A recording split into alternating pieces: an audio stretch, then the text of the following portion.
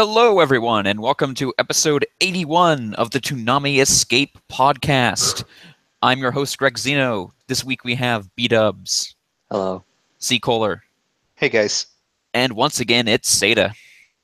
So that's the name now? Toonami Escape? Toonami Escape podcast. I like it. I mean... See, I thought there you were almost going to go with the old one, and then you didn't, and I'm like, oh, well, okay. As soon as you started talking, I was actually considering, wait, does this have a new name now? Like Toonami Era or whatever? Yeah, no. I like, thought I'm it still up. not... Like, I'm a genius. It literally has Escape Pod right in the title. There you go. No, it's...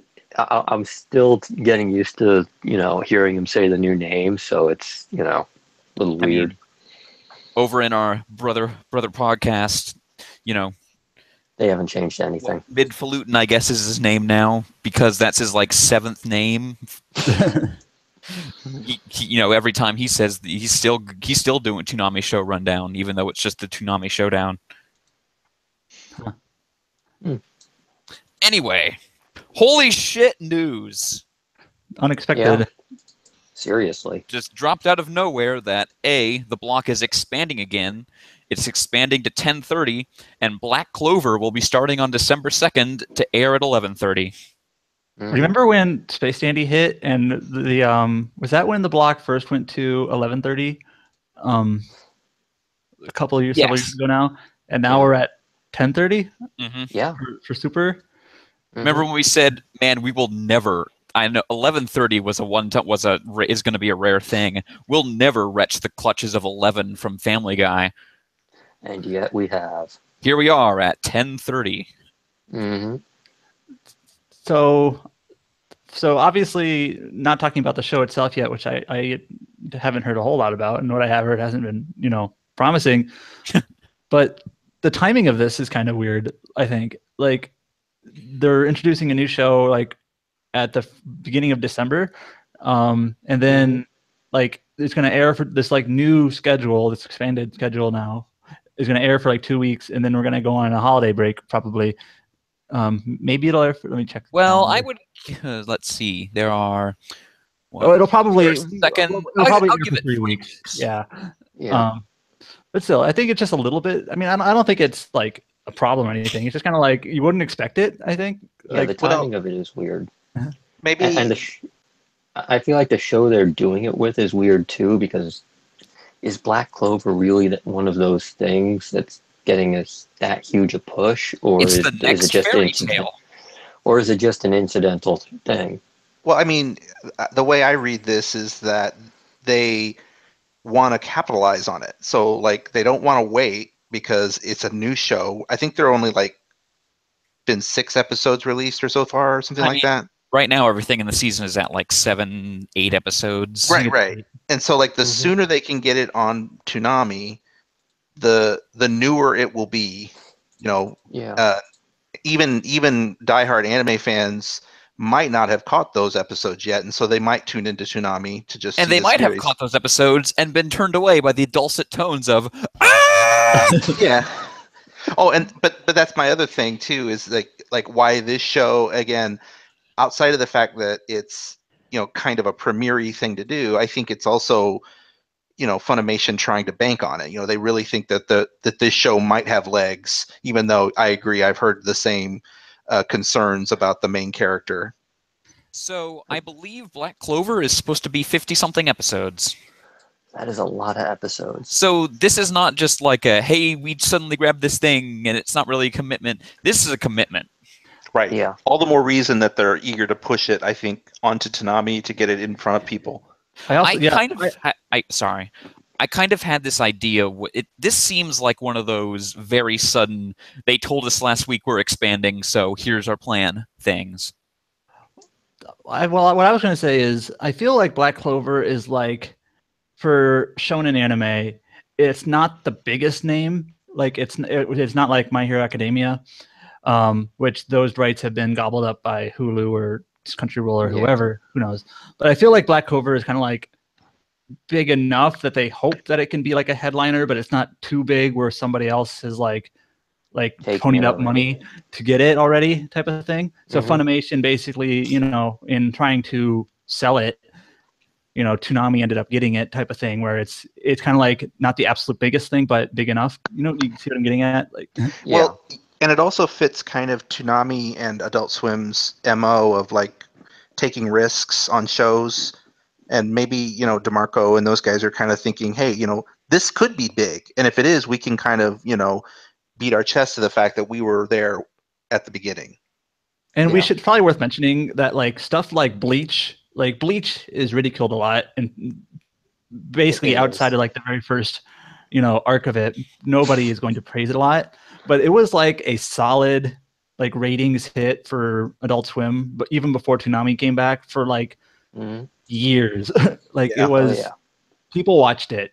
And so what I'm saying is that sometimes that audience that they're trying to get here may not be the same as the anime audience that might have already Yeah. turned some notice on this. I totally get what you're saying. It's there's diehard anime fans who have Crunchyroll subscriptions and they're watching the latest episodes the hour it releases, and then there are the more casual like Toonami anime fans who might watch 100th time rerun of Cowboy Bebop because they loved it when they were younger. Yeah. Yeah. So I mean, this is far future stuff now, but it's like, I guess, do we consider this block expansion like permanent? And I wonder if I had a thought that their plan that this might be the Dragon Ball Z Kai replacement.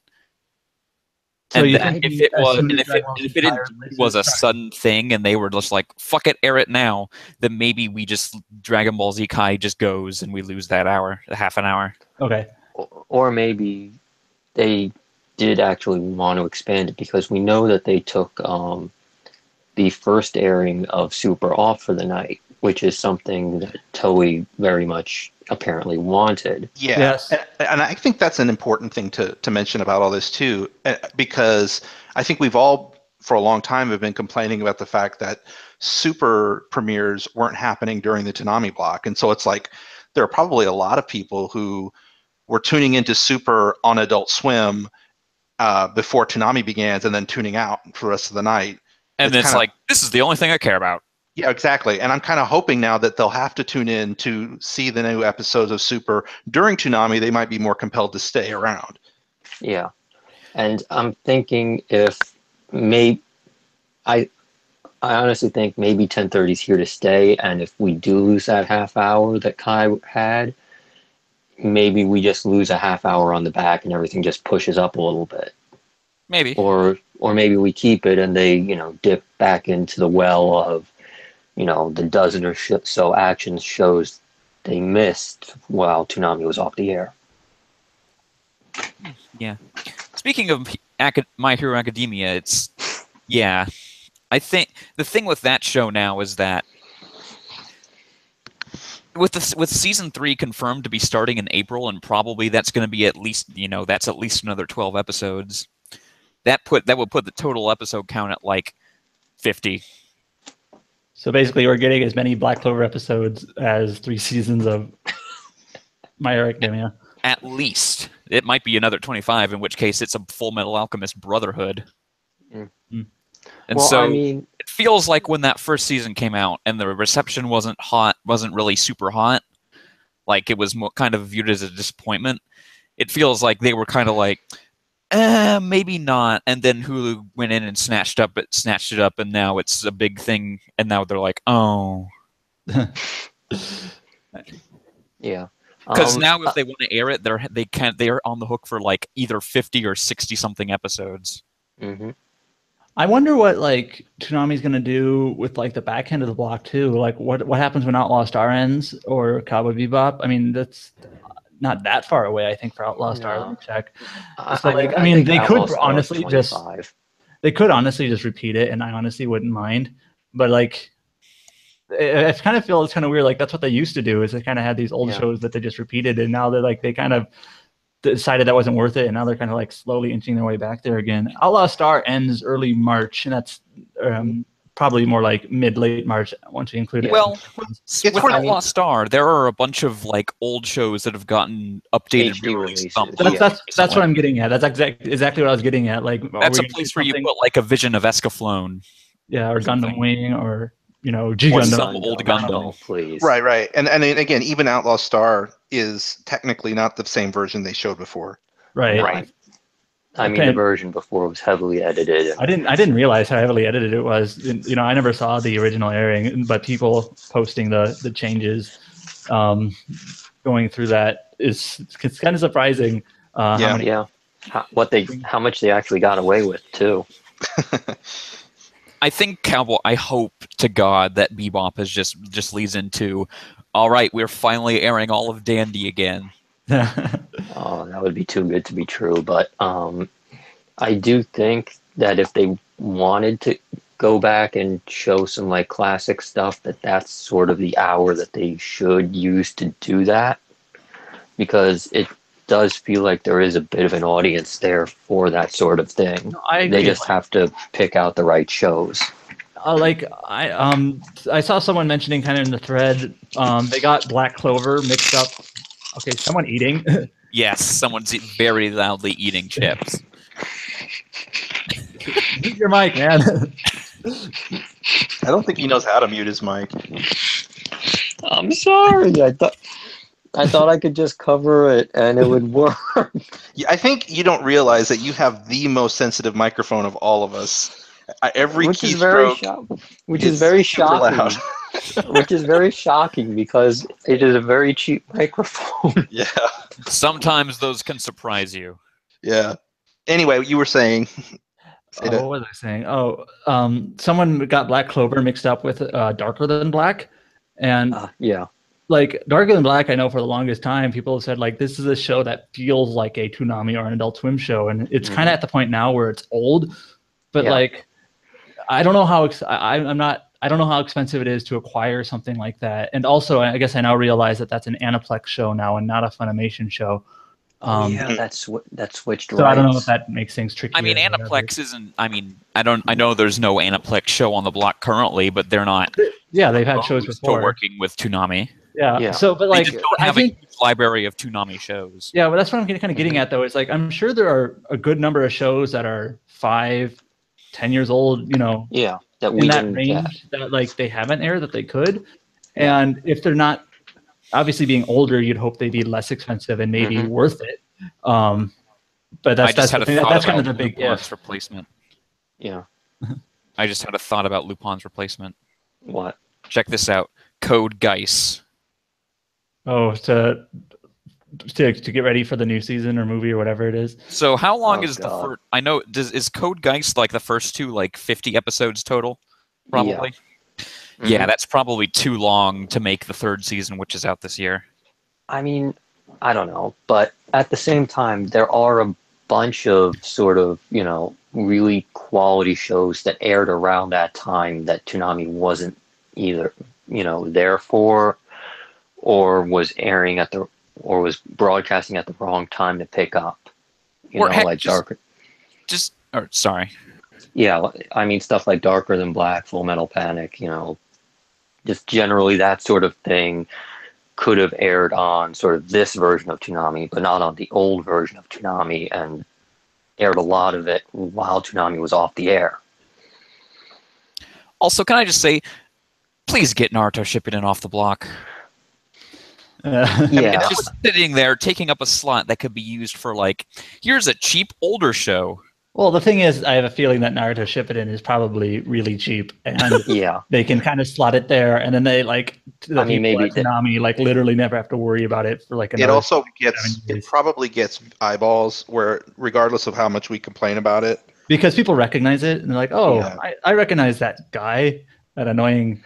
Of course, I'll sit down at 2:30 in the morning and watch Ostriches peck Sasuke. We'll get there. Can I just say he's got frosted tips like me? Can I just say that I'm really enjoying watching Outlaw Star? It doesn't. Well, save it. We'll get to that. I can't wait to hear about it though. But we should get onto the block maybe. Yeah. Maybe. Yeah. I will just say that maybe they're getting paid to air Naruto at this point. Well, I mean, I wouldn't want it off the block until they do the Danzo reveal, because that is like the most hilarious thing in the series.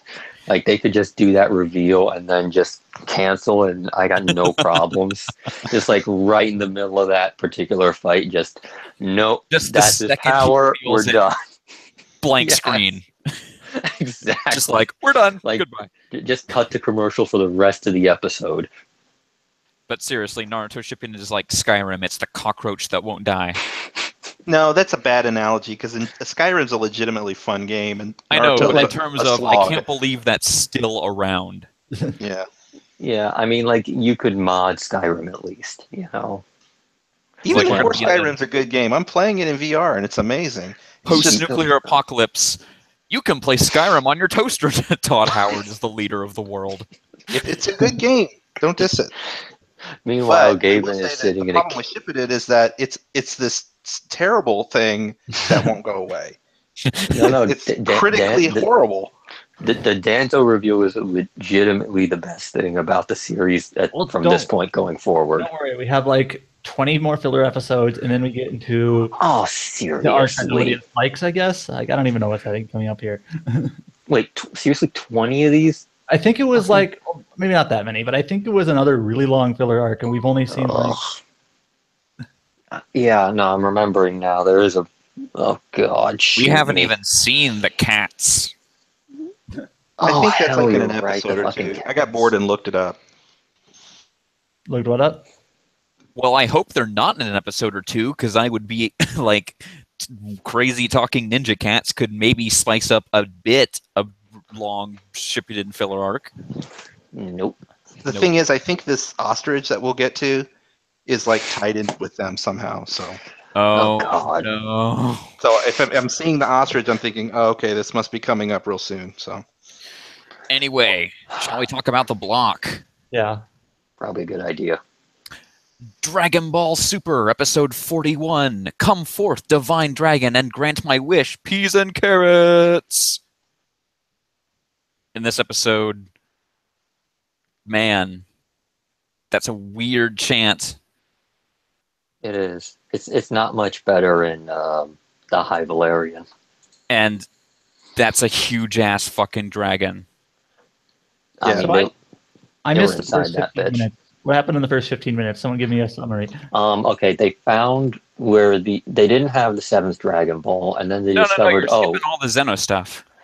yeah, Zeno was there, and he's like 5 years old, and he likes it when Goku fights people. So Champa spared all his fighters because Zeno wants to do another tournament with even more universes participating, and then Goku shook his hand and Beerus shat himself, and then he left, and they discovered they were actually standing on the last Dragon Ball the whole time. yeah, and Zeno has a really great voice. Like I don't know who's Mhm. doing that voice, but it's like it fits, I guess. And I've never seen the Japanese version, but I guess some of the people in the thread had, and they were like, "Oh, that's a good choice." Yeah, no, it is. But the best part, and this had to be a dub inclusion or a dub thing, is when the two guards take Zeno and teleport away. They go, "Later, Gators," Oh, God. for no reason. I'm pretty sure that's a new edition. I don't remember that. So yeah, they summoned the Universal Eternal Dragon, who is, it's God. Big. Gigantic gold Shenron. It's Now there can basically- be no consequences for anything on a multi-universal scale. It's also like Seriously. Gurren Lagann scale dragon, so big that they have to go inside it. And they're just like And then- galaxies. You can just, see the different galaxies from Yeah. wherever you're standing in this metaphysical space. I'm really curious Yeah. to see how they up it in the future. I'm pretty sure this is as big as they go. You'd think. Yeah, you would think, but Haha, all the universes are just balls on a pool table. what if all the universes are secretly Dragon Balls? Okay, That's a screw very- it. well, That's there's what I wanted 12, to so do. it doesn't really work out number-wise. They could still be Okay. Dragon Balls. Yeah, I guess that's I true. mean, there's more like multiverse Dragon Balls than the real Dragon Balls, and bullshit. Yeah. Problem solved. Also, was anyone even remotely surprised by the fact that the planet was the other Dragon Ball? No.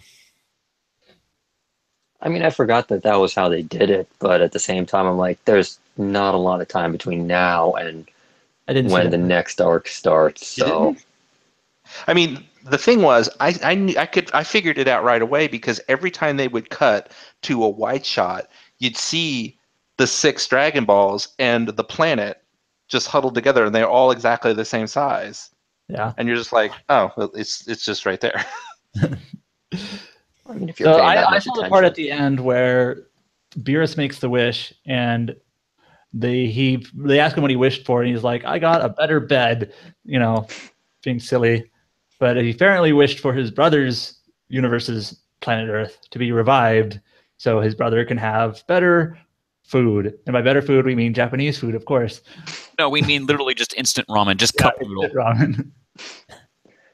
I guess so. I mean, he not only wished it back, but he wished it more or less the same technologically as his Earth. So that he'd be like Champa doesn't have to worry about the nuclear apocalypse blowing it up again. Well, you know that like in the entire universe, the absolute best food in the entire universe only comes from Japan. That's got to be the case. Oh yeah, So Well, they like ice cream and other things too. yeah, I'm just joking how they always like. But you're right. Yes, it is. Yeah. Ramen. What is? I'm sorry, guys. Ramen isn't that good. I want to get one of those pretty ramen good. bowls that is like there's like eggs and meat in it and other it's stuff. good. I like ramen. I don't like curry. Yeah, Much. no, yeah, ramen is ramen. better than There's something curry. I could think of like 20 other dishes I'd rather eat. No, Tacos are good though too. I don't know. Oh, I love tacos. Tacos might beat ramen. No, I don't know about that. I don't know about that. All right, But- so it's the universal matchup of Josh Freeman versus Naruto. Tacos versus ramen. Next Splatfest. That could actually be a Splatfest. Except no one knows who Josh Freeman is anymore. Anyway, No, everyone knows fat Josh Freeman photo. okay. They are actually doing a pretty big Splatoon update. Oh yeah, I saw that. Yeah, they're adding in the Museum of Natural History as a playable stage, which I was sort of like, Is that a big thing? I mean, they basically took the dinosaur room from New York's Museum of Natural History and they went, now go play Splatoon in it. Cool. Well, that's a tangent. Also, they added Arowana Mall, which sucks, but they are also adding Walleye Warehouse, which is awesome. Hmm. Anyway, otherwise in this episode, Monaka is a space delivery man. So Monaka was basically there. They just bullshitted that he was powerful just to make Vegeta and Goku try harder. Yep. Yeah, I'm pretty Okay. sure only Goku fell for it, though. And still does. Yeah, does he know? No. No, he has no idea. This kind of feels like a Chopper Sniper Man thing or whatever his name. Yeah. Where like he never figures out. Chopper and Luffy. Sniper King, that's it. Like, what is it? Yeah. Just never figures out. Yeah, neither one of them has a damn clue. Is One Piece still going, the manga? Yeah, Yeah. no, it's still Yeah. going. I just feel like since it hasn't been on the block in like a while now, that it feels like I don't like. I used to have like some inkling of what was happening because of the spoilers Yeah. people would post. Now I was like, I have no idea what's happening. Currently, they're trying to bake a cake. Oh, okay. Yes. Yeah. And It Lu- has. and Lu- Yeah, Luffy's also trying to eat as much mochi as he can. It's pretty clear that One Piece has years to go. Yeah. Yeah, I mean, even if it's in the end game. I mean, Like, there's so literally, much Oda more to just do. had a- They've only met one of the 4 emperors of the Emperors. sea, so yeah. And Like, she's literally- she's pretty crazy. Oda just had an interview where he's like, "Oh yeah, remember that next arc you think is coming up? That's probably in a year and a half." So what the hell is going to happen between now and then? Reverie, man. So early? Yeah, the Reverie's next probably. So I mean, I would think that maybe we cut to, the Revolutionaries Island getting attacked by Blackbeard. But man, how does, even if you use all that stuff, a year to a year and a half of just not, that's probably I mean, that keep would in be mind that, a year and a half of no straw hats. yeah. I have no idea what any of you are talking about. No, I mean, just keep in mind, Oda's really bad at telling time. Yeah. So what he thinks is a year and a half might just be like 6 weeks. Like, he's got no clue how time works. I think it's partly due to the fact he sleeps like 4 hours a day and smokes a billion packs of cigarettes. Mm-hmm. I also like the scene where Goku's like, "Could you fit me into your schedule for another fight?" And Hit's just like, "Let me check my schedule." I can't be bothered. Murder. Nope, I'm all booked up with murder. Like, Hit just couldn't be bothered. He's like, I'm not gonna do this shit just for fun. Hit's got crap to do. He works for a living. He's got to go dress up as Helmut Kruger and kill some dude. Yeah, I mean that's his job. Like, he's got to go around killing dudes. He can't just go fighting people whenever he wants. He's not, a layabout with a rich friend. Isn't he? I mean, Goku is. No, yeah, that's Goku. Yeah. I mean, the only reason he does anything is because Chi-Chi makes him. Also, Rip Bulma's voice actor. Oh, yeah. Actress. That one, that one was a really weird thing, because it's just like, yeah, no, she's dead in a car and whatever.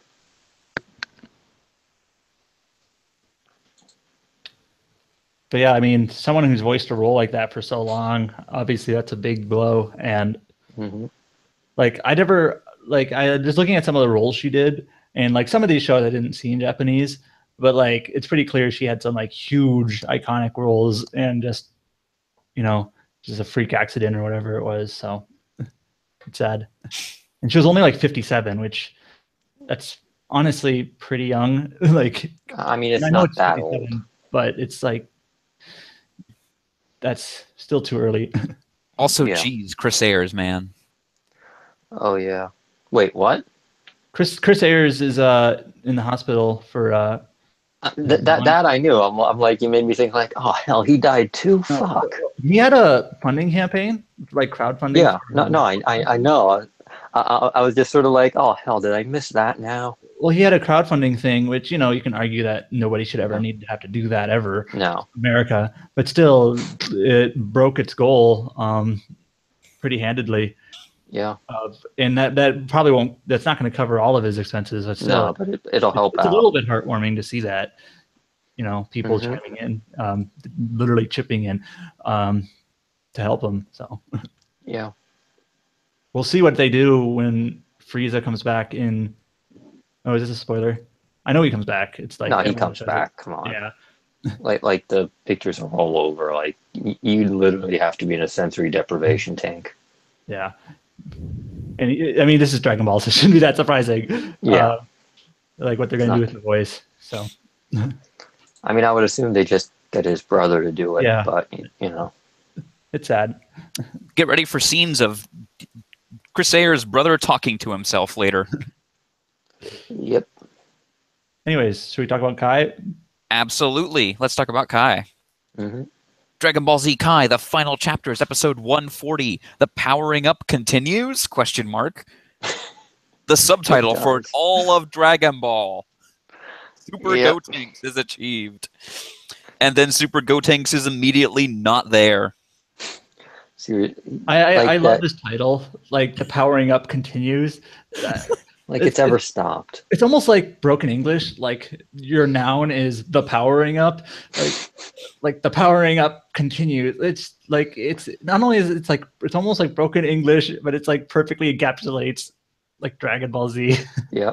I mean, the only thing that's not, like stereotypical Dragon Ball Z is the fact that nobody's yelling for 5 minutes in this episode. That is true. That the powering up in this case is it's quiet. Well, it's Gotenks doing like the fusion dance, only now as a Super Saiyan, and also Gohan just getting danced around and then sitting down and getting sat. Yeah, this whole episode felt like an incredible stretch of just time. Like, we need to fill an episode of stuff, so here, let's just do something. We saw Mr. Satan talking to Boo, and like, what was he doing? Like, he got a puppy. Well, yeah, Yeah. he They this have was a dog actually now. kind of cool. We've kind of skipped to the very end of the episode, although really not much happened. Right. But basically, Mr. Satan literally, for a moment, saved the world because Yeah. he convinced Boo that, hey, you don't have to kill people. And Boo's like, okay, I won't do it anymore. And then he got him a dog, or the dog started Yeah. following him around. Like, Boo healed the dog, and then the dog fell in love with Boo. And then the dog is like Boo's now pet. And then Mhm. along comes Some Ozzy rando. Jerkface, who snipes a dog For some reason. Why? just to be like a badass. I guess he thinks that's awesome. And of course, we end the episode with Boo about to explode. Wait, what? I don't remember half of that. Like, I He remember shot the the dog. power.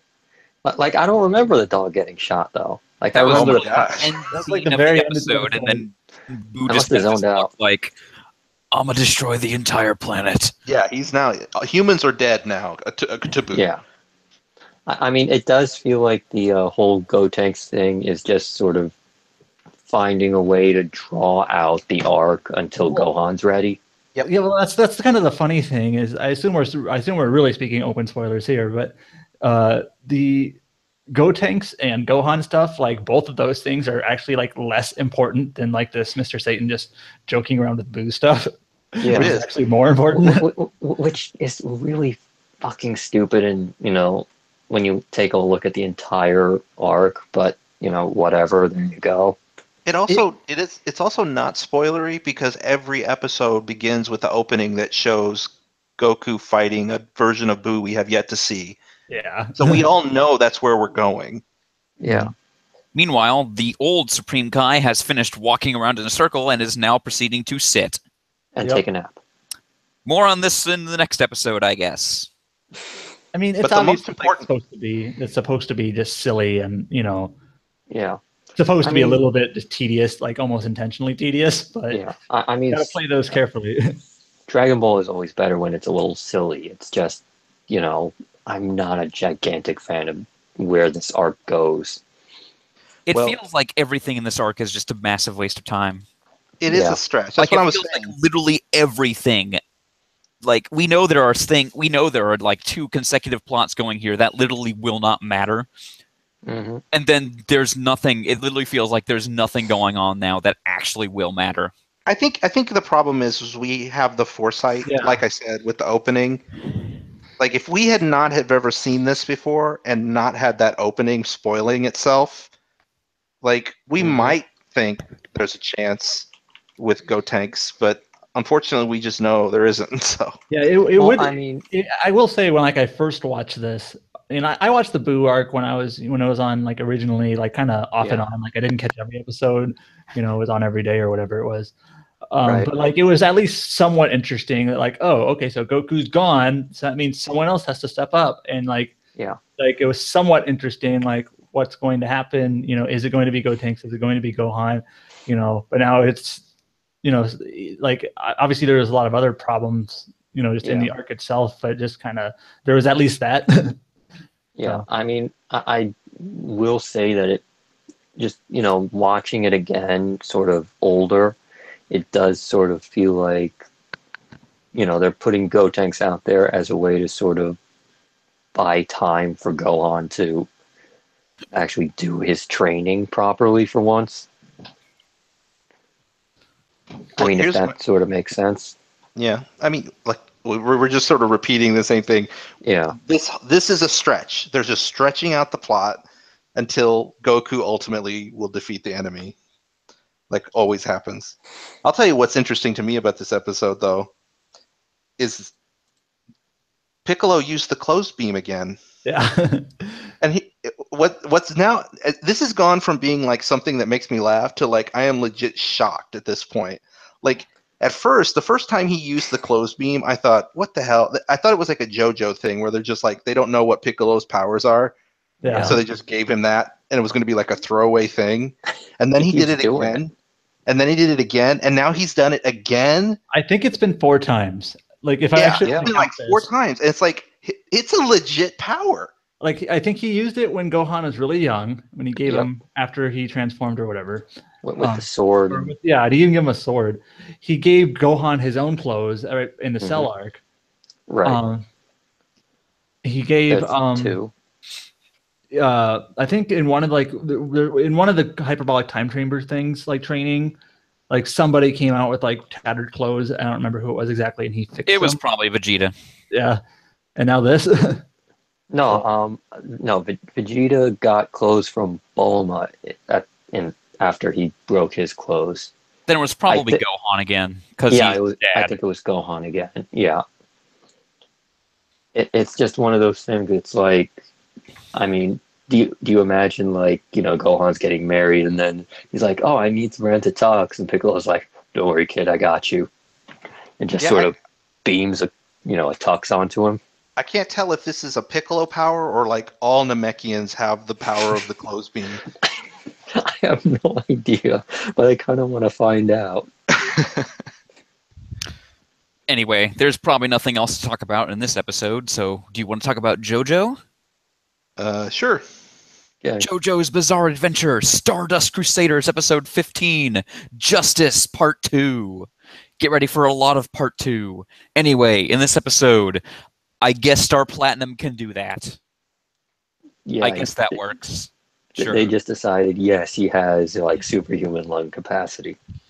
Yes, I guess sucking in the Justice would do that. Yeah, that's the part. I didn't even mind the fact that he could like suck in the fog. I don't understand why doing that would make her unable to breathe. Yeah, that but was sort of stands, like, I guess. I mean, there's some stuff with that later in other parts where it's like, I've immobilized your stand and thus so are you. I missed a lot of this episode because my stream at the time was like dying out on me. So I kind of all I got was that basically Dotaro came in and took out that witch lady or whatever she was. Yeah, that was about it. I mean, so the first part of the episode was Enyaba trying to have Polnareff lick a toilet. I did. When I was watching that part, my stream like audio cut out, so it was like just this like seeing Polnareff getting like yanked around by like an invisible force pulling his tongue. It was without any audio. Which did you see the part where it was more towards the beginning where the witch was controlling all of the people like zombies, and he goes, "Holy shit, we've got zombies!" I saw people replying that in the thread. Just kind of a no nonsense, exclamation. Just yep, that's what we got. I mean, that's a totally normal thing.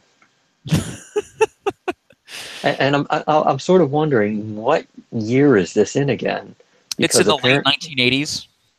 Okay, that makes sense then, because I'm like, wait, how does Jotaro watch Columbo if it's like that's a 70s show?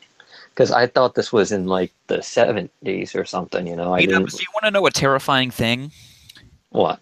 If you know how there was that 70s show, right? And you know when it premiered? Yeah, I know. If you made a show called That 90s Show and premiered it next year, it would be the exact same length of time. Yes, it would. Let me just sit on this for a bit. I gotta think. like Sada's like, you just blew his mind. He's got to sit there and be like, "Whoa, man." Like, I'm saying that nostalgia you felt for the 70s when that 70s show came on, the 90s are that far away now. That's fucked up, man. We are very soon about to be 20 years away from the 90s. What the hell? Yeah. So old. So anyway, back to the episode. One of my favorite parts was when, what's her name anyway? Enyaba. So when Enyaba is like, see, I just been calling her Rita Repulsa. Yeah, let's do that. Okay, so when Rita Repulsa grabs Polnareff, well, first of all, Polnareff gets locked in the bathroom. Yes. And he, of course, he like takes a moment to go, just, oh, this toilet. Oh, what an ugly, smelly toilet. And it's like, what the hell why are you talking about that? Of course, it's a callback, or it's a it's a foreshadowing of the fact he's going to lick it later. But anyway, he goes up to the door. He doesn't see anybody, and then one of the zombies like sticks its tongue through the keyhole, and it pierces his tongue. Mm-hmm. And this allows Enyaba to control him enough to get him out of the bathroom. At which point she's sort of gloating about him and makes a joke, and then she tells all her zombies, and she goes, "Okay, laugh now," and then they all laugh. Well, I mean, Polnareff getting stabbed in the tongue is friggin' hilarious. Not as hilarious as Kyutaro Kujo. No, I think Polnareff having to lick the toilet is the funniest part of the episode. Oh, and then Jonathan's like making fun of him at the end. That's Joseph. Yes. Joseph, sorry. Jonathan is currently stuck to Dio's head in Egypt. That's right, I forgot about that. I mean, can you blame him for making fun of him? I mean, it was pretty good. He just licked a toilet, and he licked Richard it real good. You win for this performance for top 3 best voice actors?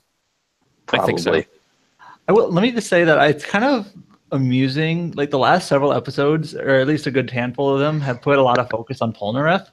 Yeah. That he almost feels like he's the main character in a kind of a he's almost too silly to be a main character, but he almost feels like he is. Spoiler alert. Part 3 is Jotaro and Polnareff's bizarre adventure with guest appearances from the other Crusaders. Yeah, and also like Polnareff's just generally more interesting and fun character to watch because he is goofy and out there, whereas Jotaro is just so stoic. Jotaro shows up when it's time for someone to be a badass. And to go, ora, ora, ora, ora, which he did. Yeah. I mean, Polnareff basically exists to be trolled. I do think it's a decent balance to have that really silly guy and then have Jotaro as like no nonsense. Then you have like Kakyoin, who's just, I don't know what his... I really don't know how to describe him in like one word. Kakyoin is the prim and proper Japanese student, which just kind of turns into he's the stoic guy. He's kind of it's a different type really of most stoic. You're right. Jotaro is supposed to be like the punk. Yeah, detached. But he's more stoic than a punk. No, and then there's Joseph Joestar, who is just Joseph Joestar. It's a different type. That's why he's the best. It's a different type of stoic. Like Jotaro is more like detached and kind of aloof, almost like whatever. He's like a squall, Final Fantasy, and where Kakyoin is more just like, I don't know. By the books. By the books, proper, and he's not really he's not eccentric at all. He's the perfect honor student to Jotaro's just complete delinquent. Yeah, that's a good way to put it. Yeah. I mean, I will say normally when I think of like Japanese delinquent types, I think more of like Kuwabara and Yusuke and less of sort of Jotaro. Yeah, he's just not like a hothead or a troublemaker. In that sort of sense, he's so it's sort of like easy to forget that. Oh yeah, this guy's kind of a delinquent. Also, Whole Horse was in this episode. He stole their car. Later, losers. Like you're just a total dick. This was probably the point where Whole Horse was supposed to join the Crusaders, but since that's clearly a bad idea, that did not happen. Yeah. Yeah, because I could see that. Yeah, he wasn't evil enough, outside of the fact that he killed what's-his-face. Yeah. Yeah. There's that small Fez like, well, Whole Horse, I guess you can join us, and Abdul's like, what the fuck? Yeah, so that's probably why. But it is revealed at the end of the episode that the town that they were in was not a town at all. It was just a graveyard. Which is clearly impossible, but okay. It's Whatever. because the mist is supposed to create hallucinations or something. Yes, but then they would be literally tripping over invisible gravestones every 5 feet. Yes. Yeah. I mean, no one disagrees. So now I know the episode just sort of ends with Whole Horse stealing their Jeep, but like I don't know where they're going next or anything. So I'm they have Rita Repulsa with them now, and they are going to continue to Egypt, and we will see where that leads in 2 weeks. Yeah. Oh yeah, and Whole Horse says he's like, you shouldn't take her with you. Like you're gonna regret having her around. Yeah. Mm-hmm. You'll see. I'm really glad that we got the next fight in this year. Am I Oh, the only yeah. one who's seen this? I think so. Cool. You won't want to miss the next 2 episodes of Stardust Crusaders, man. Are they good? Yes, they're very good. I should hope so. I mean, you're hyping them up here. Yes, I am. Anyway, is there anything else about Stardust Crusaders? No. Only the- No. All right. Mobile Suit Gundam, Iron Blooded Orphans, episode 31, Silent War. In this episode, they just kind of do war when they're told, and nobody ever thinks about it. Yeah. And they really should have established a chain of command. Jeez. That, and I literally can't hold all these death flags. Like every 5 minutes is just death flags. Like, either Takaki is definitely dying, or it's like, sudden twist, it's actually Aston. Or both of them die. Can I just say like a general statement? So like I know some shows want to work with like a large cast of people. And like I understand that, sometimes there are characters who will get more or less, screen time. Yeah. And not every character needs all the screen To be time on. type of thing. Mm-hmm. And some characters, even if they only show up every couple of episodes or whatever, can still be like great characters. Like Yeah. this isn't impossible. These are And not great sometimes characters. But the thing is, like, I feel like the way that they've kind of shifted the focus to Takaki and Aston and Takaki's sister, who's Fuka, I think, like over like the last like three episodes or so, 4 episodes, like it feels like it's been compressed too much. Like Takaki, like the first season, he was just kind of like another kid. Like Mm-hmm. he had a name, he showed up, he said lines and things, but He was fine. he didn't like do anything, and there was like nothing about him that was like what I'm getting at is I feel like if they wanted to like really This build arc. this up, some of this stuff should have been shown earlier rather than just cramming it all now and then if they go to kill him off trying to make trying to make us feel sad for him. I mean, honestly, I would argue they should have picked a different character entirely for this. Like, if they had not killed Biscuit off last season and had him here, I'd probably care a million times more. That's the thing. You have to have a character that you care about, and it's kind of like a double-edged thing here. Mm-hmm. On one hand, you could replace Takaki with one of like the more main characters, and then obviously you would probably care more about it. But I feel like you shouldn't have to do that. Even if it is just like a side character, you should be able to like generate empathy for him. I mean, Nope, got to spend all that time on Dort. It's just like I mean, I just feel like the way they manufactured this and trying to like cram all this backstory and like character elements into these 2 episodes is just too. It's just too dense. Yeah, no, I agree. This happened in the first season with the dudes in the asteroid field. Remember that? Oh god, yeah. Speaking of that, isn't this Aston kid wasn't he in that arc? He was like one of the human debris from the pirates. Yeah. Okay. And they're kind of recycling that topic. Yeah, but that's the thing. That's what they're doing here. Is they're basically like, I feel like what they're doing is they got stuff to say with Mikazuki and Orga and everybody, but they need to fill however many episodes is in this season, and so they picked a couple of characters that they know they can kill off, and then they put an arc on them, and then but they're just not interesting. That's the problem. Yeah, I mean, both of these characters, like last season, basically existed to give a line every now and again to move the plot along, but they didn't really have much, if any, real character. Yeah. So it's just one of those things where they're like Sada's absolutely right in that they're trying to cram a ton of backstory into them while simultaneously doing something that would require us to care about these characters, and it's very obvious what they're doing, and that's why it's not working. That's why we learned all about that one guy's brother, like the episode before he died. Yeah. In the first season. This is the same thing where they're just taking a little bit longer, but we know one of these characters or both are going to die because they've been building up to it for like 4 or 5 episodes now. And and this kind of is a similar problem. Is someone eating again? No. Yes. There is a similar problem with a new character in this season. Hush is his name, I think. Oh god. He got the weird eyes. Guy. And like, so they introduced a new character, or a couple of characters actually, into a show that had like a ton already. So that's kind of weird. Yeah, All I they know need about to Hush chill. is that he wants to become the next Bilf.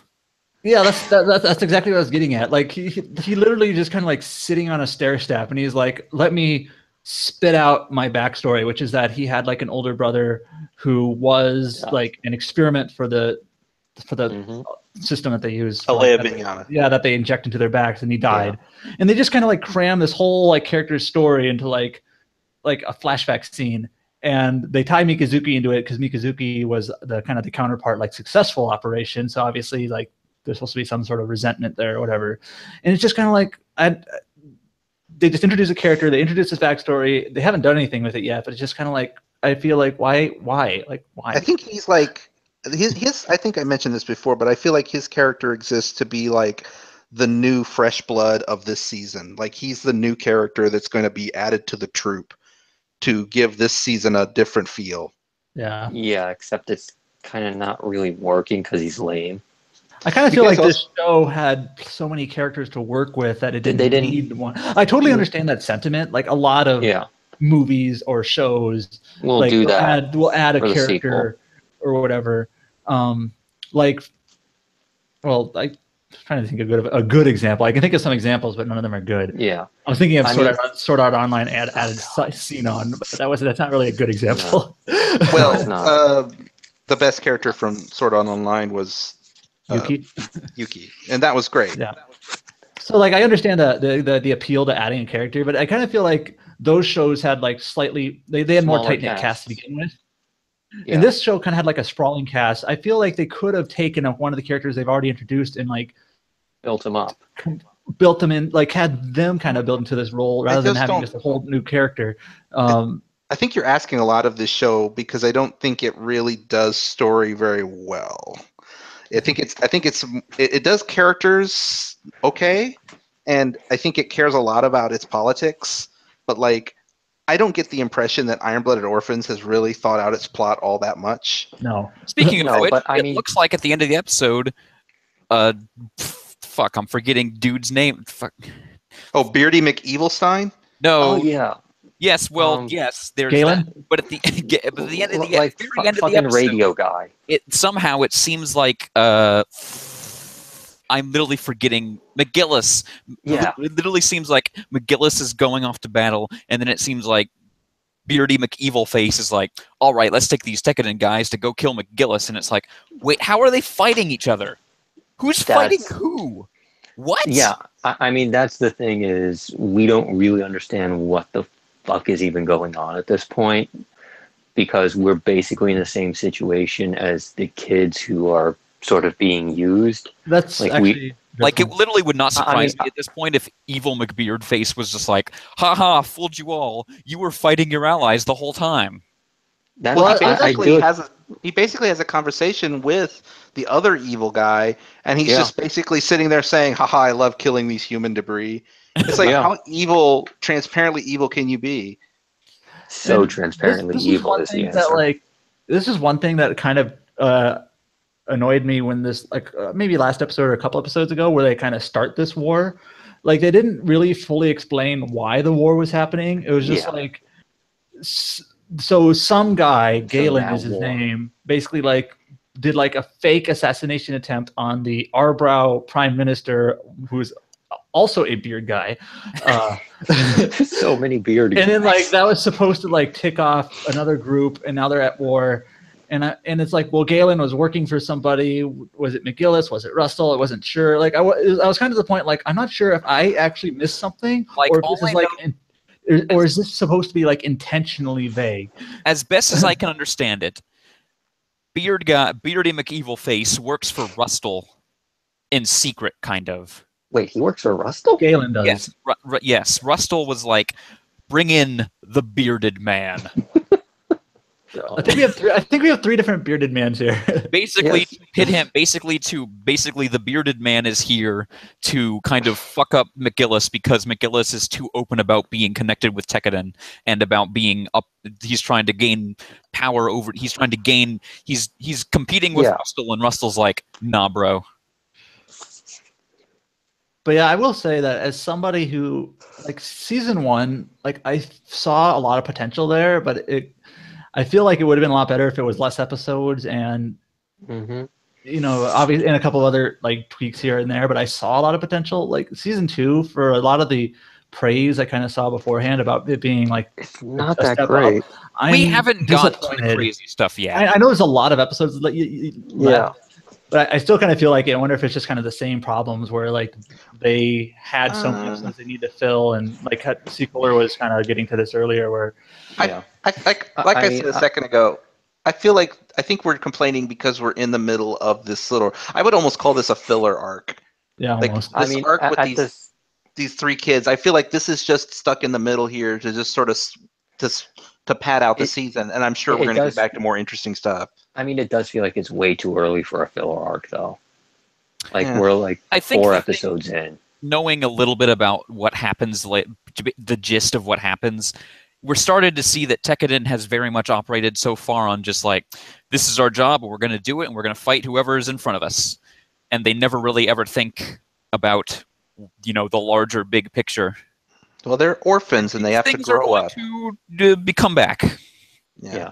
I will say at the same time, it does seem like season 2 is making some of the same mistakes that season 1 made in terms of knowing when to dole out important information, because it does feel like at times, in this arc especially encapsulated, I think, that it doesn't know what information it needs to give out when. So we're sort of left wondering about things.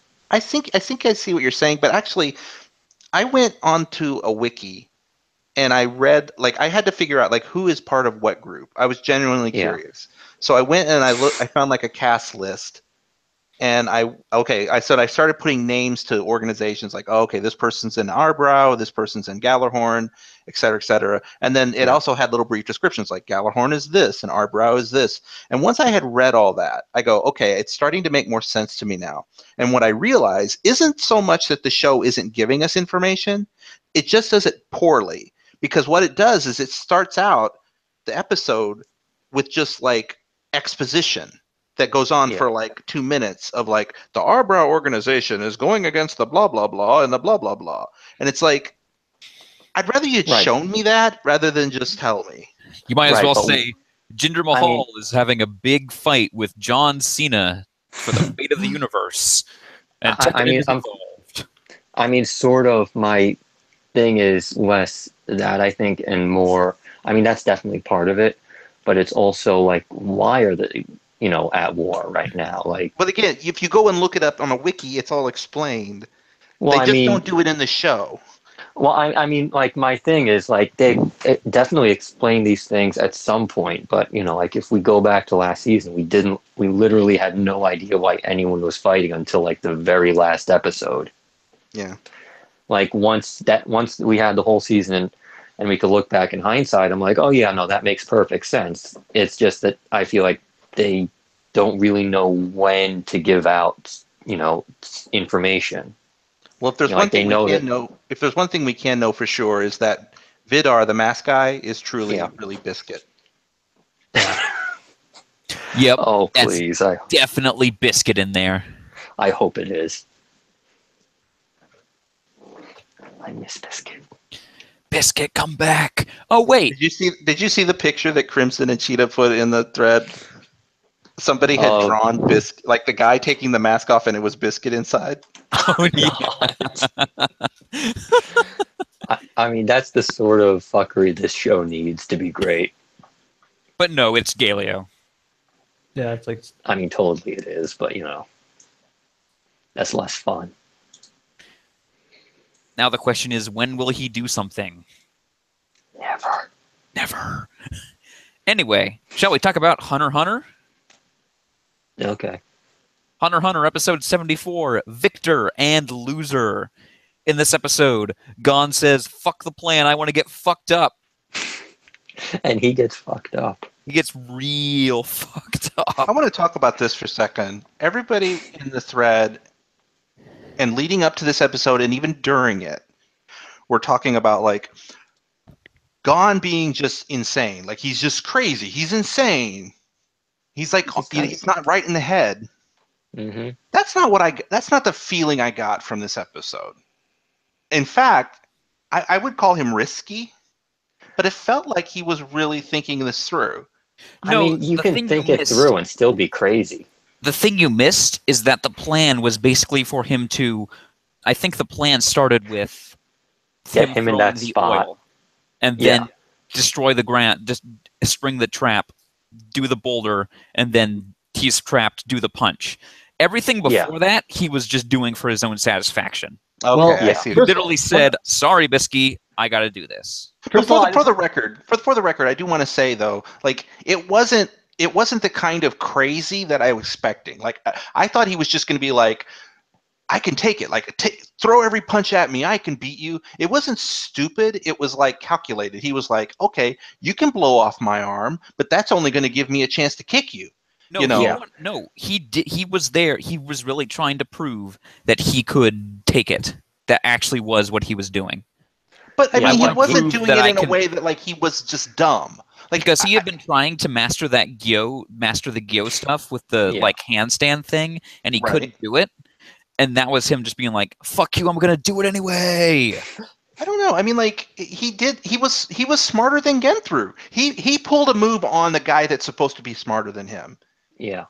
I mean, he also did it by willingly sacrificing an arm, which is Right, not but it something was, a normal but it person does. it wasn't just blind rage. No, it was it calculated. wasn't. Yes, And that's why I think and like, it wasn't crazy to me. It's crazy that he did it. I agree. I mean, that's what's so scary about Gon being crazy is that he's crazy, but he'll think his crazy through. yeah. So, it's like he knows exactly what he's doing. That's sort of what's scary about it. It's like, yes, he's doing crazy things, but it's not like, when Gohan went Super Saiyan 2 and like literally That's lost exactly his what I'm shit. talking. Like it's not Goku like willing to sacrifice the Earth for a fight. You know Yeah. what I mean? It's not that kind of crazy. Yeah, it's a much more calculated crazy, which in a way makes it even scarier. Because he's like just to win this, he's willing to lose his arm. Like it sort of makes you question what would you be willing to throw away when the chips were really down. He knew that they had the power to restore his arm. I mean, they did, but at the same time, it sort of shows he's willing to make gigantic sacrifices. Yeah, I mean, he definitely is in the league of like the kind of character like Goku who also just wants to fight to see he's the strongest. Right, and I think part of what everyone is like saying here is that he's willing to do that cognizant of the literal damage that can happen to him. Like Goku, he's just like, I'll fight this guy, but I'm really strong, so I'm probably not going to lose. But like Greg said, you kind of hit the nail on the head. You're right. I did miss that. I didn't realize that he didn't have to do that. They could have just sprung the trap. That was the plan. Yeah, everything before the oil was just him going off on his own. Right. He didn't need to do that. That's where he went. Like he shouldn't have done that. Like Right. I believe the plan was supposed to be, okay, Genthru, you caught me. Let's open up our books, and then surprise oil. You can't use your bombs anymore. Yeah. Right. And then big hole, big rock. I punch you. Yeah. You could say that Genthru was stuck between a rock and a Rock and a rock. And a Gon place. I love that shot after he punches him, where it just zooms out and he's been punched like 70 feet into the earth. I want to say I want to say one thing and ask another. So first of all, I just want to mention that Genthru did call Gon insane twice in the episode. Okay. Fair enough. I'm not saying that you're wrong or anything like that. I'm just saying that this is a sentiment that not only people on the forum were saying, but also in the show, actually saying Gon is insane. I think I'm giving Gon too much credit for being smarter than I thought he would be. That's all. Well, Gon was smart enough to basically. What the main thing is that Genthru expected him to block with one of his arms, and he basically I'm actually going to block with neither of my arms and kick you. Yeah. So that was that was kind of the thing where it was like, so like it's insane in the fact that you would not expect someone to like give up their arms so willingly just for a small opening. Anyway, the thing I wanted to ask, what did you guys think about the voice acting, especially when Gon got his like windpipe crushed or whatever? I thought Great. it was excellent from everyone in this episode.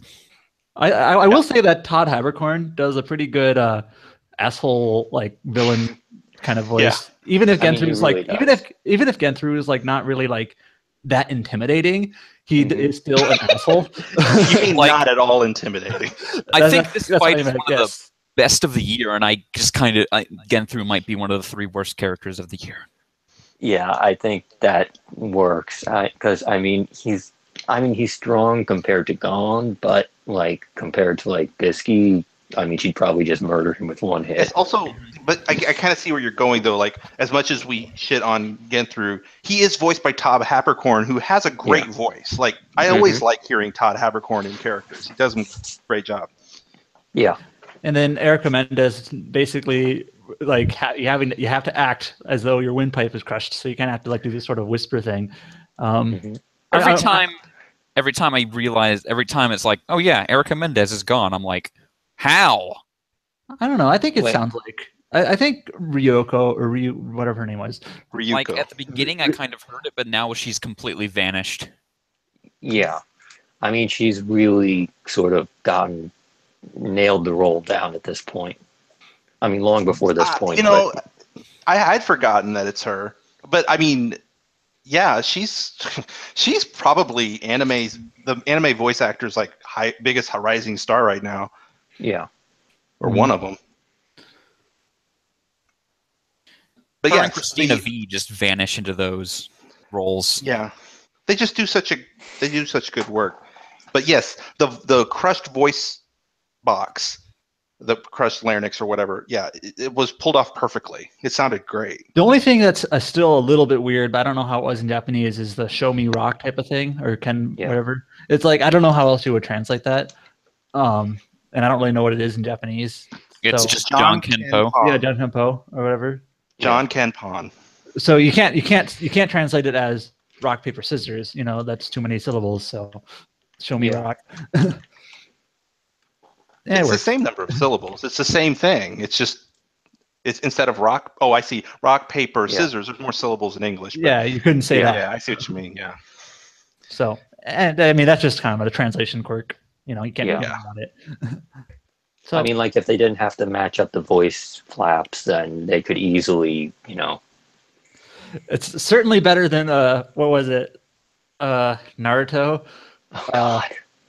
Stop trying to, or give up on trying to make me give up. Give up.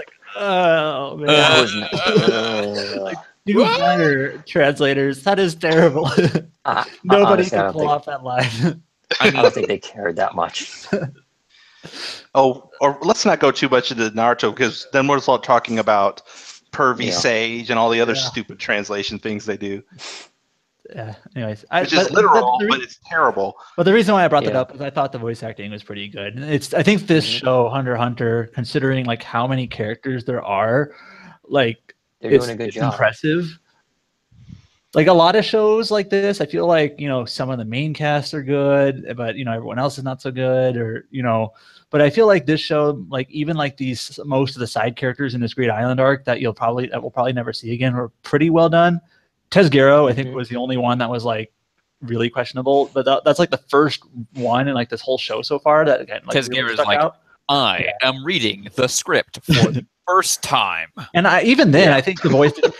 Well, even Like, then, it wasn't bad. even then, I I think mean- his voice when he was just like talking like normally, It was good. was fine. It's just like when he had to make like any sort of exclamation, like "No, stop!" and he's like, "No, stop." I think that was an imitation you just did right now. Yeah, It was.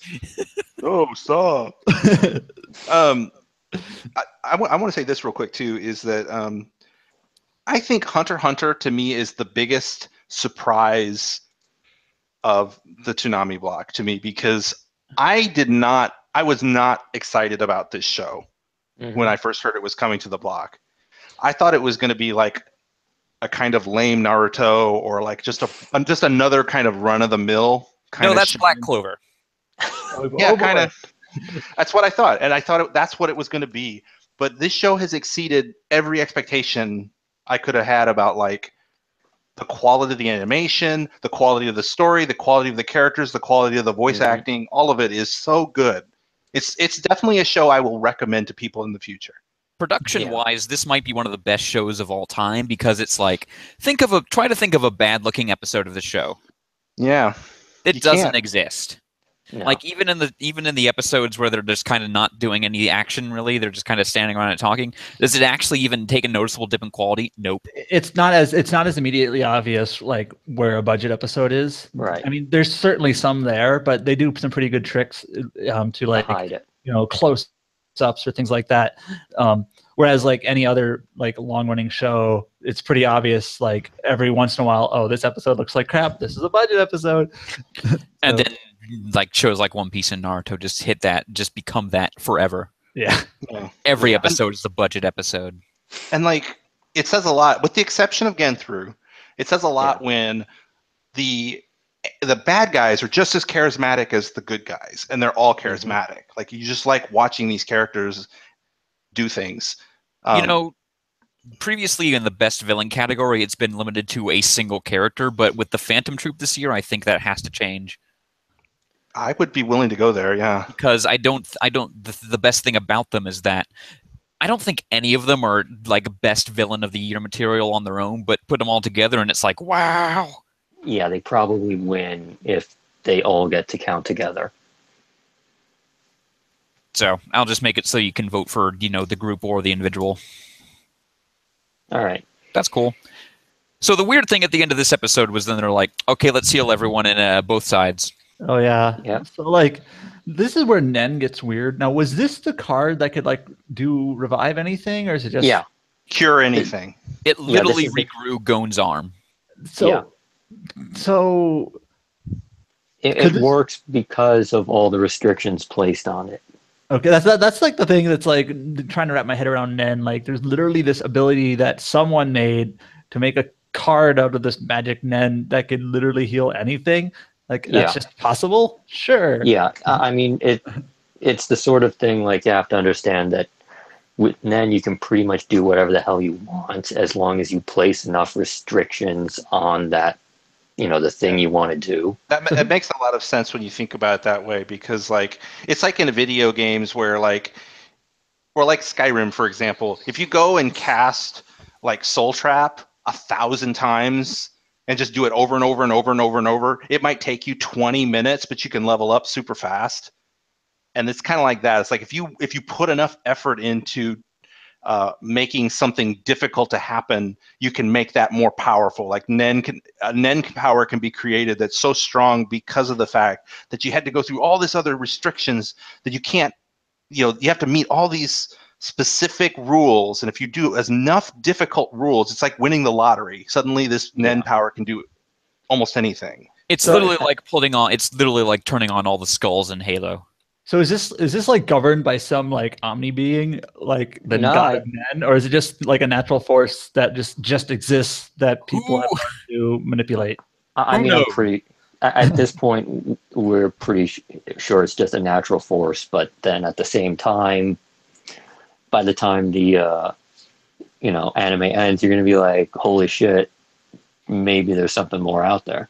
Anyway, kind of like I don't know, Full Metal Alchemist, where like all alchemy is actually like the result of father or something. Like, I'm trying to remember the detail. Yeah. Well, I mean, the door of truth or whatever, truth or it was the door of truth governs all alchemy and all that stuff. Yeah, it does remind me a bit of that, or like Harry Potter. Like, you think I always argue with my friend about this. I always talk about, I like the rules in Harry Potter. Like you can't just create food. You have to and like Full Metal Alchemist, where you can't just create items. You have to transmute them. Equal equivalence and all that stuff. Yeah. And he always argues like, well, it's just magic.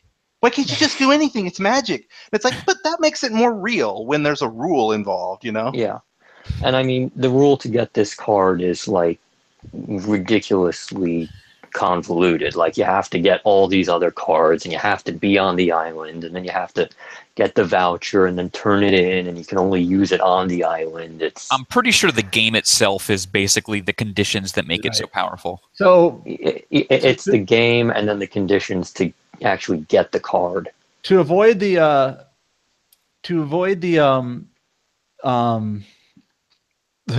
going too long about this, the episode ends with they get all the cards and now they're going to have to do a trivia contest.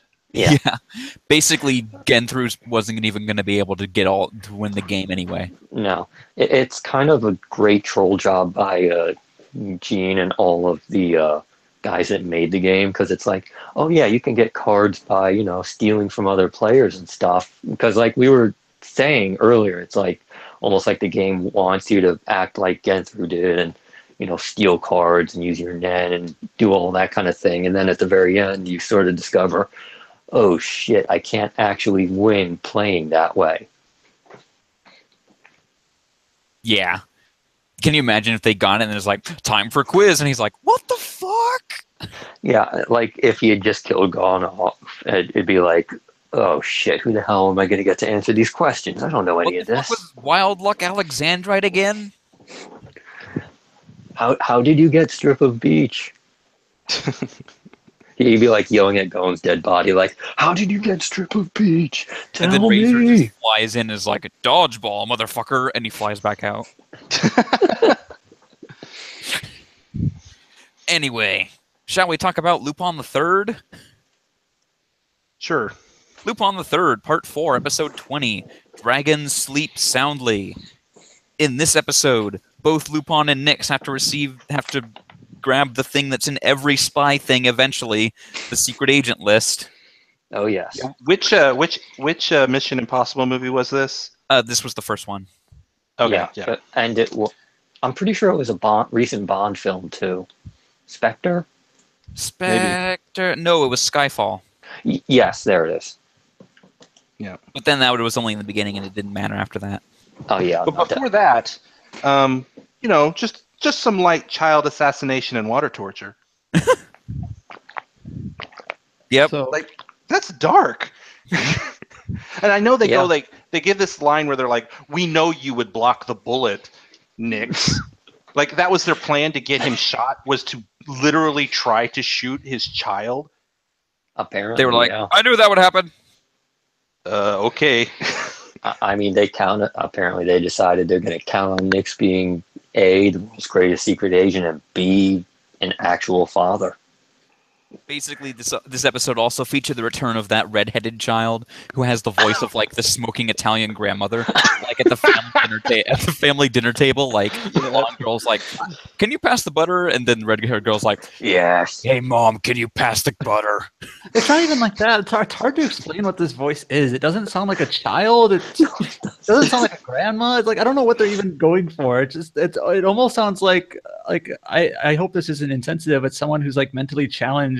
Like Yeah, it's almost as if this show has like a rule that says in every episode you must have one voice that just does not fit. Yes. I mean, this child's voice sounds like, a drunk smoking girl at the bar. Just like drunk off her balls with a smoker's raspy voice. Oh man, I wanted to go to Disneyland. And then we meet Dolph Lundgren. We do.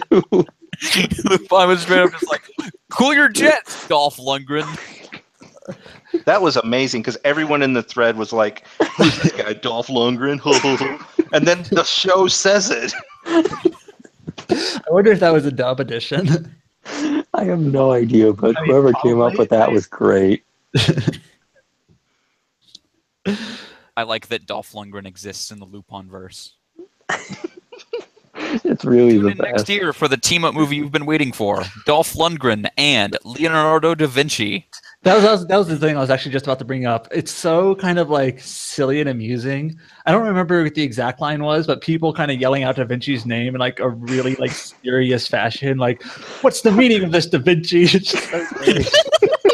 Like literally, just the name Leonardo da Vinci is now so ridiculous that I can't stop laughing every time I hear it. It really is. Da Vinci made the gun explode. It's so Damn like, you, Da Vinci! How did they you do want that, us. Da Vinci? I think what makes it funny is that they expect us to take this completely seriously. It's like, No, I'm- oh no, this is Da Vinci. He's back. No, And no, he is- I'm pretty sure it's like half tongue in cheek at least. I don't know, maybe. It doesn't Like- read that way to me. It's more like, ooh, Da Vinci's around. He's doing stuff.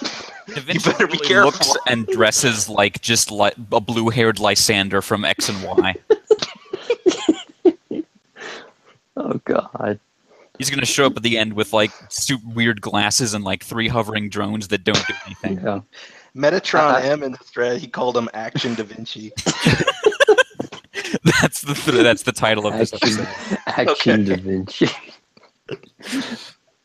No, but I mean, like even when Lupin like historically gets serious, it's always like completely ridiculous.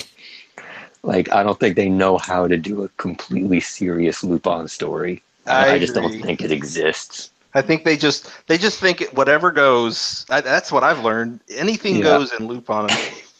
Yeah, I mean, it's been around so long and they've done so many different kinds of stories that they're just, at this point, they can just do whatever the fuck they want. And everyone's like, yeah, okay, that's happening. Even Action Da Vinci. So in this episode, MI6 calls in the Buster call.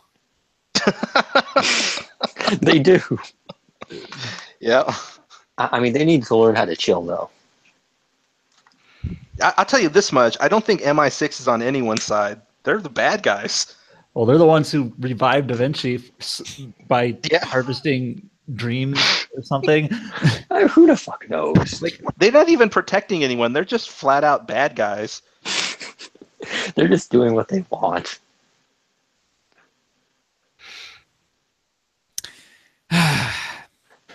Otherwise, yeah. Dolph Lundgren, Action Da Vinci.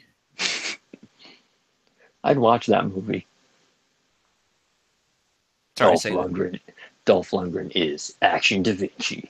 I kind of have this weird stance on Lupin where it's like the show, it's like extremely silly, but like it wants you to take it seriously, but you can't because it's just too damn silly, and it feels like it shouldn't work. But I kind of think the fact that it is just so damn silly almost makes it like enjoyable still. Yeah, Like it's like it's bad, but I like it kind of. yeah. It's one of Sorta. those things where it kind of knows it's completely ridiculous and just sort of, turns into the skid. I don't know, man. I'm kind of really back up on this show ever since Da Vinci showed up. Oh, that's only Yeah. made it more like entertaining for me It's in the just- wrong way. I mean, It's the right amount of ridiculous that it needed. Yeah. Yes. I mean, I remember like the old red coat Lupin stuff they would show on on Adult Swim, and that was always like the most ridiculous shit you've ever seen in your life. I mean, it was just like the dub even like went absolutely insane with like stupid references and crap.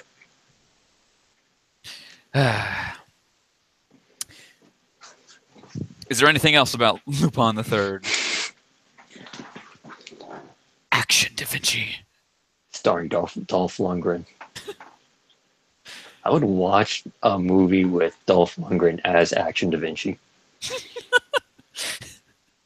That's not even a B movie. That's a C movie. That's a C movie I would watch on day one. Speaking of things you don't want to watch on day one, Naruto Shippuden. Naruto Shippuden episode 181, Naruto's School of Revenge, starring Mr. Ostrich. In which he gets pecked by an ostrich for like a half hour. I gotta admit, I appreciate that Sasuke got pecked by the ostrich a bunch. That was funny. This It's is really this good is the most filler-ass filler I've seen in a while. Ugh. Yeah, they're not even trying. Theta, I think it was you who mentioned their overly fillerish designs Zeta? Zeta's just. Sorry, my mic was acting up. Oh, okay. We were So- talking I was about gonna- Naruto, so it doesn't matter. Yeah, I Or we know. could just skip it. But what I was going to say was something about the filler like designs. It's hard to like describe exactly why. It's just kind of like so obvious. Like, yep, that's filler. Yeah. Yeah. Like they just can't be bothered. Look, that dude has blank eyes. Filler. Filler. So yeah, there was an ostrich. Anything else? Nope. Can I just mention one thing? So Mhm. like, the one guy is like a twin, and he's like, Yeah. "This is actually my twin's fault, but I took his place." If you like, it doesn't really make sense to me. Like, if you believe that I'm a twin, but you don't believe that it was an accident, feel free to kill me. And it's just like, wait, why would he kill you? It doesn't make sense because that wouldn't even get him his revenge if you're not the right person. I don't know. It makes sense. Maybe it's like a Japanese like culture You thing. kill we just somebody? don't get. Yeah. I'm thinking way too much about this filler. I realized that Probably. this episode kind of had the same plot as Cowboy Bebop this week. Don't say that. I killed someone I killed someone over debt, but it's really tragic. That's kind of a lie, but it was funny. Anyway, enough about Naruto. Yes, please. Skipping. Outlaw Star, episode 12, Mortal Kombat with the El Dorado. In this episode, the Harvey Weinstein of space, Harry McDougal. Everybody. Mhm. He's a creepy guy. Yep, he's doing some virtual stalking. And there's Although, two I mean- ships. Before you go there, I was going to say that like it was inevitable that Melfina would be seen naked when she basically is naked most of the show. I mean, Yeah. I'm not saying that what he did was right, but like the chances of him finding her naked was about 80%. Because that's all she does in this show mostly. Yeah, I mean, she does spend a lot. Like when they're in space, she's basically naked the whole time. Yeah. Also, Aisha's joining the crew to immediately be left stranded on an asteroid. That's the best. That's the most Aisha thing.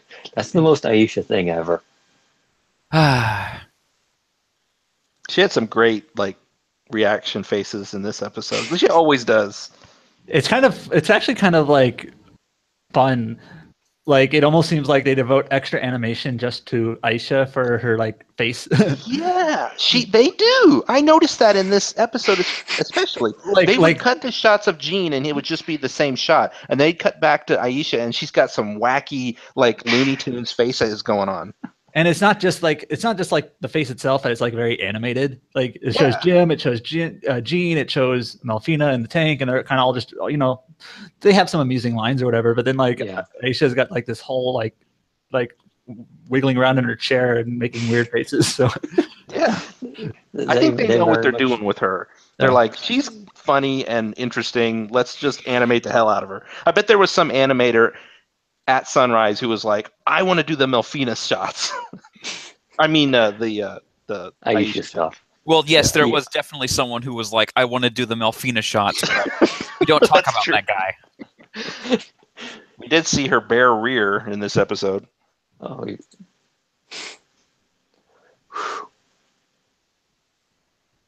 yeah. But well, I was saying earlier that I'm actually really enjoying watching this show. So it's like it's got like a different tone to it or style to it than a lot of, I guess, like I don't know, more some of the other things we get to watch on the block. It's kind of like a mix between like it's fun, but it's not like overly silly. But I don't know, it's hard to explain. It's got a charming like 90s dub, so it's fun. Yeah, I think the dub is also one of the reasons I really enjoy it, which is completely opposite of what I was expecting. I thought this was going to be like, oh no, a 90s dub. This is going to sound like crap. But it's actually really interesting. And like I think I've said this on a previous episode, like the guy who does Gene's voice, like he takes a lot of, it almost feels like he's ad-libbing sometimes. And it sounds real natural. Yeah. I mean, they're really trying hard on this one. It's one of the few good dubs from that sort of era, I think. And I mean, it's got like a different tonality to it, and like in terms of like the style of voice acting almost Hmm.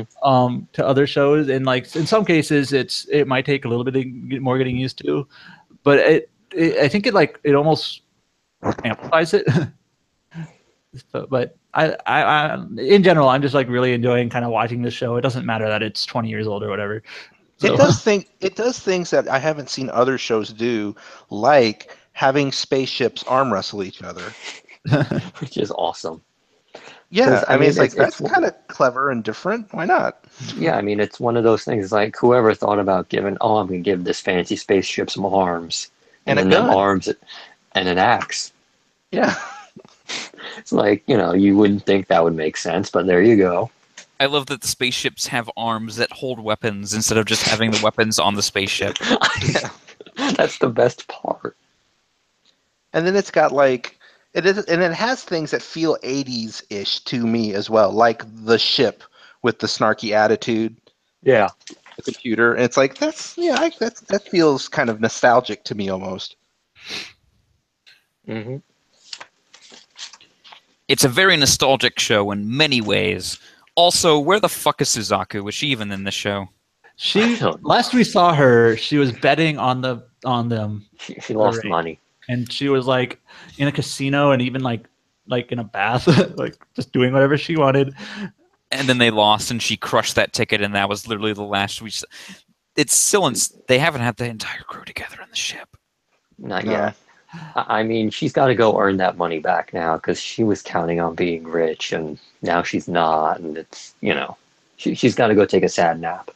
I've just decided that she's basically the Goemon of this show. I just expect her to pop up periodically and then go away. Yeah. I mean, if I remember right, after a certain point, she just is there all the time. Okay, well that'll surprise me. Because so far, yeah, you're right. It's just like she just pops up every once in a while. Yeah. And I don't believe she was in this episode. At the beginning, didn't we get to hear the narrator, like the opening crawl narrator, just dramatically say the word McDougal like 7 times? The McDougal brothers. The McDougal brothers. Will never stop being a funny name. Yeah, I mean, it's kind of a ridiculous name. Like, what the hell? They must have thought it was cool. It is kind of like it is just silly. I don't know. Maybe it just sounds cooler to Japanese people. I mean, there is this thing in Japan where it's like when they want to sound cool, they always, give something an English name. Well, it's kind of. I mean, it's almost the same here, right? Yeah, I mean, we usually just give something a Japanese name over here when we want it to sound cool. So, Mm-hmm. I wonder if they're going to air that Hot Springs episode. Like I haven't I seen bet they will. Oh, they're going to air it. I forget what it was, but there was some other show. It was either earlier in All Star or some other show where like there's a pretty prolonged scene of like characters without much clothing, and it's like, well, if they can air this, You're that thinking was Kill Kill la la Kill, Kill. right? Yeah. well, not Kill la Kill, but that too, which was like. But I remember they aired the edited version. They aired the non. They aired the completely different version of that one Gurren Lagann episode. Well, that was probably yeah. more of a thing where it was like this version of the episode is literally not in the TV broadcast package. Like, if you gain the rights to that package, you gain the rights to the edited episode and not the DVD one. I believe that's true. So it was like it was like you'd have to like get the rights to that episode separately, and it was probably just like not really. It's not worth the hassle. Yeah. When you buy that series on Blu-ray or DVD, I believe the unedited, the original version is like an extra. It's not actually in the episode order. That's weird, but I guess it makes sense.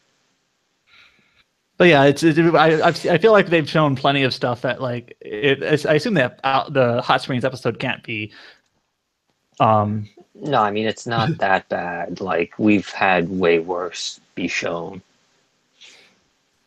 I want to say maybe it was like some Tokyo Ghoul scene or something where it was just like, well, if they can show this, why can't they show that? It's gotta be one of those like Kill la Kill scenes. Well, there was a scene in Kill la Kill literally in like a hot tub that they edited because they couldn't show. Nipples. Yeah, or they couldn't show a molestation scene. Well, yeah, I don't think it ever goes that far. I think it was. I'm sorry, it does I go mean, that far. The Outlaw Star one. Oh no, yeah, in Outlaw Star, yeah. Yeah, I Yeah, don't think the it goes I that know far. that, kill, kill scene like actually has like the mother like molesting her daughter, right? That's what I'm Yeah, saying. Yeah. Feeling yeah, her up. So it's like They edited that mhm, out of the yeah. yeah. Toonami I mean, broadcast for the better. I don't. I'm pretty sure Outlaw Star never goes that far. Like I think the issue with that one was just like nipples and butts, which Yeah, is because something I that's didn't another think thing. I'd Even say. though this was '91, I mean '80s, you'd see nipples all the time. Like they were in all the shows. I'm not even joking. Like you just turn on Ranma in like 1988 or No, '7 or it's like whatever. there was They're just nipples. there. I mean, you can go in like early Inuyasha, that still was at a point where apparently it was okay to show nipples. Yeah, Remuko Takahashi, she had them in her manga all the time, and it was in the anime too. It was just like that's a thing. She It's likes crazy. drawing I don't think they nipples. do that anymore, though. I mean, I think things have changed. Yeah, I'm pretty sure you're not allowed to do that at this point. So yeah, there was also Ghost in the Shell and Cowboy Bebop. Mm-hmm. Ghost in the Shell is good. Cowboy Bebop is good. Yep. I always remember this like random this Ghost in the Shell episode with like the ghost helicopter, and like it's not the thing that gets me is that they're not even doing anything super impressive. They're just flying around a tower, and they're going to crash. But this is the big thing that sets off a whole bunch of other things. Mm-hmm. I also like how they never find it suspicious. And wonder what these other two suit dudes are doing in this apartment. I have no idea. I didn't watch this episode, partly because I was just really tired, but also it's weird. I told myself that I was going to watch Second Gig, but this is actually like the last two times it's been on. Right around this episode is when I always stop watching it. Like I kind of lose interest or something. In what? In Second Gig. Well, Like the show. This episode is like one of the first ones that has like the actual season long plot line. Yeah. Mm-hmm. So it's just not as immediately investing as like the Laughing Man. Yeah. I mean, does it get better?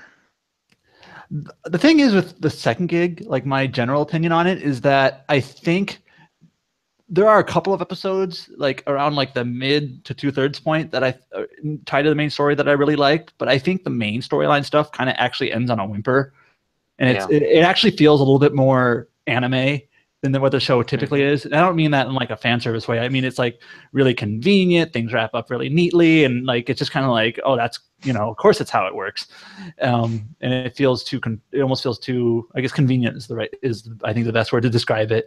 But there are a couple of real solid like standalone. They're not called standalone anymore, I think, technically in this season, but like just individual episodes. Yeah. So I was gonna say I remember there being an episode about the Tachikomas that I thought was really good. Yeah, and there's an episode with Saito. It's basically that the second. Yeah. Sorry. No, like there's a standalone episode that focuses on Saito that I remember liking a lot. There's a standalone episode that focuses on. I remember this actually kind of caught me off guard the first time I saw it on Pazu, because he's like a character you like never expected to get an episode devoted to him. Yeah. And I remember a couple like that, but I do remember the main storyline stuff kind of ends on a whimper. It's just a bit disappointing. I may tune into this more just for the standalone episodes then. Mm-hmm.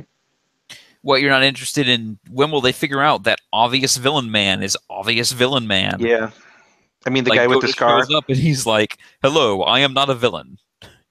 Yeah. I mean, I think that they try to play into that in a clever way where they're like, "Hey, don't judge a book by its cover." Oh, by the way, he really is the bad guy. Yeah, it is kind of silly. So other than that, is there anything else about the block? So we've got a marathon this weekend, so yay, I guess. And then we forgot to talk about Countdown. Oh yeah. Oops. Shit. Does anyone remember what happened this time? No, they talked a lot. No. Okay, we're done. We talked about it. Yep. Okay. Countdown. It's the same as last week, really. It was just like exposition. It looked decent, and like they explained that Tom had switched places with himself because like the Tom from the future found a way to go to the past, but it had the inadvertent effect of sending Tom from the past to the future. So yeah. Tom spews out a couple of lines where I imagine Steve Bloom kind of did a double take reading them and was like, "You want me to read this?" Sure. Okay. You know, I do want to say something though. We all love what's his name? Sorry, you just said it. Steve Bloom. Steve Bloom, yeah. I think we all love Steve Bloom, and we know that he enjoys doing Tom, and that's the one thing I like most about Countdown and all these total immersion events is just the thought of Steve Bloom like doing this, just him getting into the voice booth and recording lines for Tom and enjoying it, like I like that. I don't know if I so much care about the actual story that's happening. I just like the idea that he gets to breathe life into Tom. I know that's kind of if we're going to lose Sarah or get a new Sarah. Well, here's the problem. They're just going to do a refresh. Yeah, the problem is that, okay, I don't think the Vindication can blow up because we've got timey-wimey stuff going on here. Yeah. So I have more of a feeling that he's just going to use time to fix Sarah, like before she goes bad or something, and then it's going to be like nothing ever happened because he did blow up a planet, or she blew up a planet in this episode. Yeah. I have a feeling they're not going to let that stand. Yeah. Like they'll use time to undo that, probably. Yeah. But like this definitely now they have to have something new for the block other than just the lettering and font and such. So it makes sense with us with this big Sarah focus to be like, new Sarah. I think that's likely. Design. Well, here's where they'll probably go then. I'll make a prediction. I bet that Sarah gets corrected. Like she becomes like reborn so that she can't go like malignant or whatever. And then that'll be her new look. Yeah. Okay. Because I don't think they would get rid of Sarah. That'd be just like, sorry, voice of Sarah person. Sucks to be you. Yeah, I don't think they'd do that either. No. So do they, in terms of like Toonami continuity, which is like kind of silly to even think about, do they still have a comic book? Do they still have that worm? Like yeah, still there? Yeah. It has a name. A bunch of scenes. It's called, I believe it's called Atlanta. I don't know. Somebody, like a person on Twitter or somebody somewhere got No, the name. it's called Georgia. There you Georgia go. the Worm. Yeah. It's kind of Because they're in Georgia. Yeah. So the answer is yes. So who is tuning in next week to find this, to watch this thrilling finale? I am. I'm not. Well, this. I mean, yeah, I'll watch enough anything Toonami else. to see what happens. Yeah. Yeah, it's only like 5 minutes long or whatever. Yeah. I want to see the ending, and I want to see what the new look looks like, and I'll probably also want to see the Black Clover promo. Mm-hmm. And we might get to see the bumps, the new bumps. Well, no, because it's a marathon.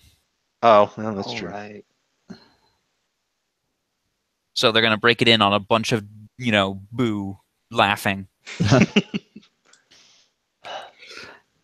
Anyways, I think that's it. Yep, that's pretty much it. So we'll see you guys in 2 weeks for the last episode of Countdown, the new block look, the first episode of Black Clover. Man, that's going to be a big episode. Mm-hmm. All right, see you guys in 2 weeks for episode 82. Thank you, B-Dubs. Okay. Thank you, C-Caller. No problem.